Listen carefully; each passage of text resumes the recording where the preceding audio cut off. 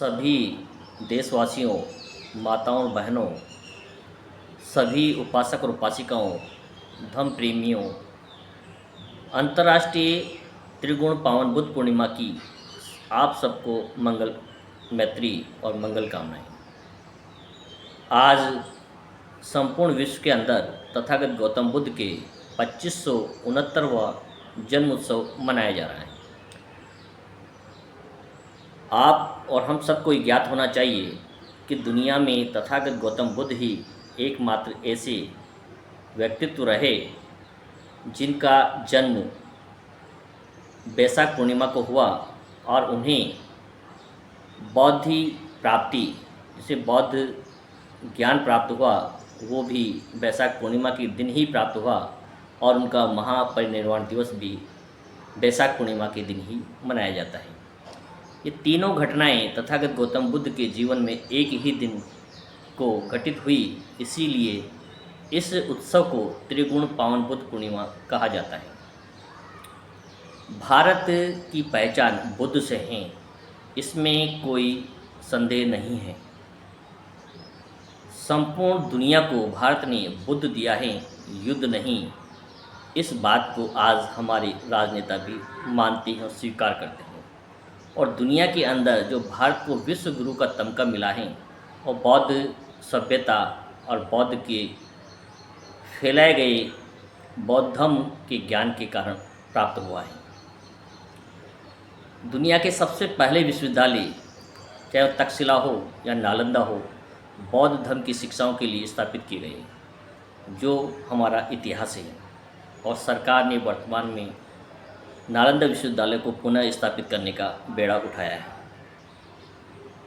बुद्ध की शिक्षाएं मानव कल्याण के लिए हैं, मैत्री के लिए हैं, करुणा के लिए हैं, दया के लिए हैं। बौद्ध में किसी प्रकार का जातिवाद नहीं है, ये इसकी सबसे बड़ी खूबी है। यहाँ मानव को सिर्फ मानव की हैसियत से देखा जाता है, समान इक्वलिटी के साथ में। किसी को बड़ा या छोटा या जाति के आधार पर, वर्ण के आधार पर किसी प्रकार का कोई भेदभाव यहाँ नहीं पाया जाता है। ये इसकी सबसे बड़ी एक विशेषता है, जिसके कारण दुनिया के तमाम देश बुद्ध को अस्वीकार करते हैं। बौद्ध की संस्कृति को हर व्यक्ति, चाहे किसी भी धर्म जाति का हो, किसी भी दुनिया का हो, वो इसके सिद्धांतों पर चलने का प्रयास करता है। आए हम सब अपने स्वयं के कल्याण ही नहीं, मानव कल्याण के लिए बुद्ध की शिक्षाओं का पर अमल करें, इनकी शिक्षाओं पर चलने का प्रयास करें। बुद्ध के बताए गए उपदेश किसी धर्म विशेष से नहीं है। बुद्ध ने स्वयं ही कहा है कि मैं कोई भगवान नहीं हूँ, न ही मैं कोई परमात्मा हूँ, ईश्वर का प्रतिनिधि हूँ जो आपको स्वर्ग में ले जा सकता या आपको मुक्ति दिला सकता। ऐसा संभव नहीं है। मैं भी आपके समान ही अपनी माँ की गर्भ से पैदा हुआ हूँ, आपके समान ही एक सामान्य मनुष्य हूँ। और मैं तो सिर्फ वो रास्ता आपको बता सकता हूँ जिस रास्ते पे चलकर मैं इस बौद्धित्व को प्राप्त कर पाया हूँ, अपने दुखों कष्टों से मुक्त हो पाया हूँ। और यदि आप भी इसी मार्ग पे चलेंगे, जो मार्ग तथागत गौतम बुद्ध ने बताया, तो आप भी अपने दुखों से, मोह माया से, कष्टों से मुक्त हो सकते हैं, करुणा से भर सकते हैं। और प्रत्येक व्यक्ति को इस धरती पर जितने भी जीव हैं, प्राणी हैं, दृश्य अदृश्य, सरीसृप या कीट पतंगे, नभचर या जलचर, सभी के प्रति मन में करुणा का भाव रखना चाहिए। यही तथागत गौतम बुद्ध की हमें दी गई सबसे बड़ी शिक्षा है। मानव कल्याण, परोपकार, सहिष्णुता, दया, और इन्हीं पर चलकर हम आने वाली पीढ़ी को एक नया जीवन, नया संसार दे सकते हैं, जो द्वेषता से मुक्त होगा, करुणा से युक्त होगा।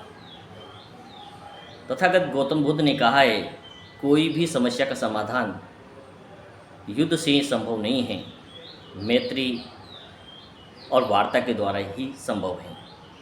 और भारत की वो संस्कृति रही है जिसने कभी भी युद्ध का समर्थन नहीं किया है। लेकिन गौतम ने कहा है कि ऐसा भी नहीं कि अत्याचारी के सामने शांत रहा जाए, यदि आवश्यकता पड़े तो उनके खिलाफ भी अस्त्र उठाए जाने चाहिए। इसका उदाहरण सम्राट अशोक को हम देख सकते हैं, जिन्होंने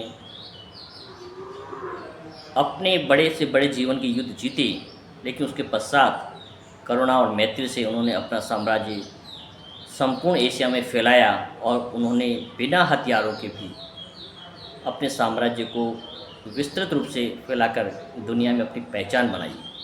और उनके जीवित रहते हुए किसी भी राजा ने, पड़ोसी ने उनके ऊपर आक्रमण करने की हिम्मत नहीं जुटाई।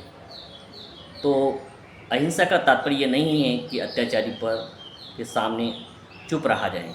आवश्यकता पड़े तो वहाँ हमें सख्ती से भी प्रयोग लिया जाना चाहिए। तो आप सबको तथागत गौतम बुद्ध के जन्मोत्सव की मंगल मैत्री, हार्दिक शुभकामनाएँ। आपका दिन मंगलमय हो, परिवार में सुख समृद्धि और शांति बनी रहे और आप भी तथागत गौतम बुद्ध के विचारों को अपने जीवन में अपनाने का प्रयास करेंगे। सभी को मंगल मैत्री। नमो बुद्धाय।